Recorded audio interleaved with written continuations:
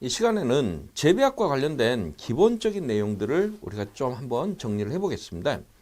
이 재배학이라는 과목이 사실은 대단히 어려워들 많이들 하세요. 왜? 농업을 전공하지 않은 상태에서 이 전문적인 내용들이 나오다 보니까 이 많은 분들이 제일 먼저 힘든 게 용어에서부터 힘듭니다. 그래서 재배학에서 나오는 용어들을 보면 크게 세 가지 유형입니다. 첫 번째는 일본식 한자어로 되어 있는 용어들. 그래서 이제 가장 일반적이죠. 예전에 그 공부하신 학자라든가 노 교수님들은 거의 대부분 일본 쪽 영향을 받다 보니까 우리나라 기본적인 그 용어들이 법률 용어도 마찬가지겠지만은 농업 용어도 일본식 한자어가 거의 대부분으로 돼 있어요. 그런데 이제 점차 일본 쪽 영향보다는 젊은 학자님들은 거의 대부분 유럽이라든가 아니면 미국 쪽에 유학을 갔다 온다든가 그러다 보니까 영어식 용어들이 나오기 시작했습니다. 그리고 나서 최근에는 이거 우리나라 농업 용어도 우리나라 용어로 우리나라 말로 순우리말로 바꿔야 된다 해서 순우리말 용어. 그래서 지금 현재 여러분들 그 사용되는 교재라든가 아니면 문제에서 실제 일본식 한자어 용어나 아니면 영어식 용어 또는 순우리말 용어가 혼용돼서 쓰이다 보니까 같은 표현에도 용어가 세 가지가 있을 수가 있습니다. 그래서 이제 그런 부분들이 첫 번째 가장 힘든 부분이고요.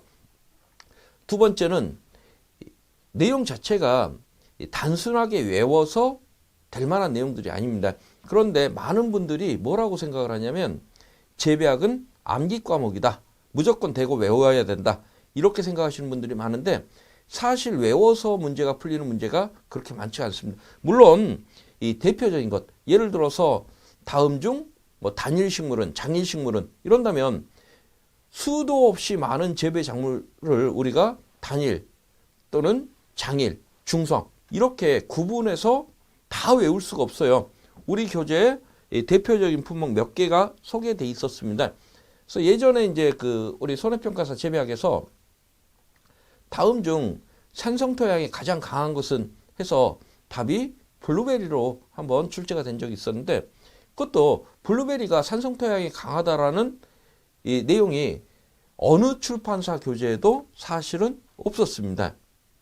그러면 교재에 나와 있는 산성토양이 강한 것, 아주 강한 것, 강한 것, 약한 것 뭐 이렇게 암기를 하셨다가 답에 내가 외운 게 없네 이러면 전혀 손을 댈 수 없습니다. 그래서 우리가 전체 작물을 다 구분해서 외울 수가 없기 때문에 어떠한 일반적인 원칙이라든가 이런 부분들은 조금 이해를 하고 난 다음에 암기를 하시지 않으면 절대 문제 풀리기가 쉽지가 않다라는 거.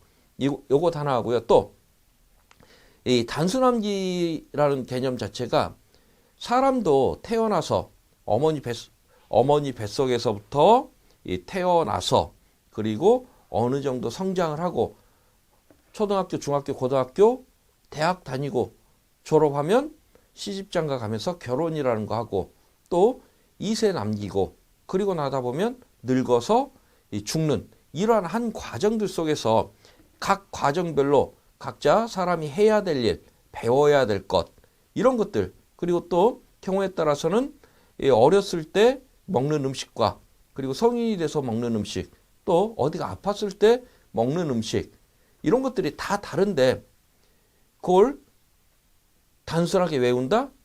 힘들겠죠.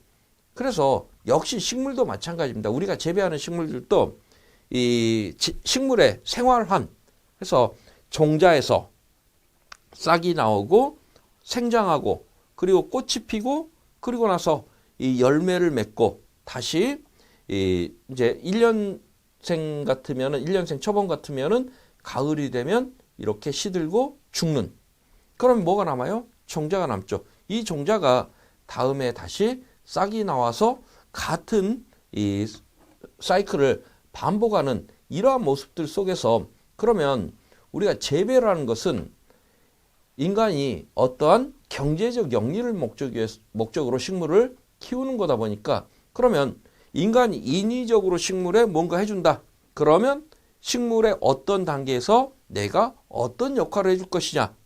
요게 결국은 이 재배의 가장 기본입니다. 그런데 이 식물 자체가 종자에서부터 싹 나오고 자라고 꽃이 피고 다시 열매를 맺는 이러한 과정들을 전체 모르는 상태에서 무조건 외우다 보면 앞에서 외운 거 뒤에서 나오면 또 외우고 있어요. 그리고 나서 뒤에서 또 나오면 또 외우고 있어. 뒤에 나오면 또 외우고 있어요. 이제 한 3번, 4번쯤 외울 때쯤 되면 아 이거 어디서 본 것 같은데 라고 하면서 외우고 있다 보니까 막상 시험장에 갔을 때 문제 해결 능력이 없는 경우들이 많습니다. 그래서 이러한 그것들을 조금 여러분들이 탑하지 않으시면 고득점 하기가 쉽지가 않습니다. 그래서 지금 이번 시간에는 제가 식물의 생활환이라는 것을 한번 설명을 해드리고자 합니다.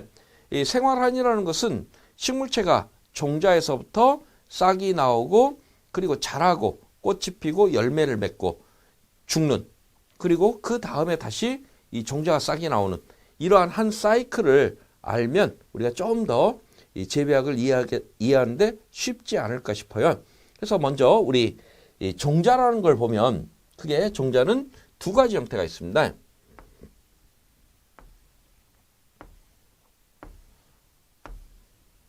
이런 형태의 종자. 그래서 이 부분을 배유라고 표현하고요. 이 부분을 배아라고 표현합니다. 그래서 이 배유라고 표현되는 부분들은 식물체가 싹이 나와서 뿌리가 어느 정도 자란 다음에 독립적으로 영양을 섭취할 수 있는 그래서 뿌리가 독립적으로 양분과 수분을 섭취할 수 있는 이 정도가 될 때까지 양분을 공급하는 그러한 역할들을 합니다. 유자가 젖 유자예요. 그래서 우리 아이들 막 태어나면 갓난이들은 못 먹습니까? 어머니 모유를 먹죠. 그래서 모유와 같은 개념으로 이해를 하시면 되겠고요. 그래서 어느 정도 모유를 먹다 어느 정도 자라면 뭘 먹어요? 이유식 먹죠. 그리고 나서 우리 일반 성인들이 먹는 밥을 먹는 이러한 단계들을 거쳐가는데 식물도 같은 그 개념으로 이해를 하시면 되겠어요. 그래서 일반적으로 이런 형태의 종자를 단자엽 식물의 종자, 이것들을 쌍자엽 식물의 종자의 형태로 보시면 되겠어요. 여기서 이 단자엽이니 쌍자엽이니 이렇게 구분을 했습니다.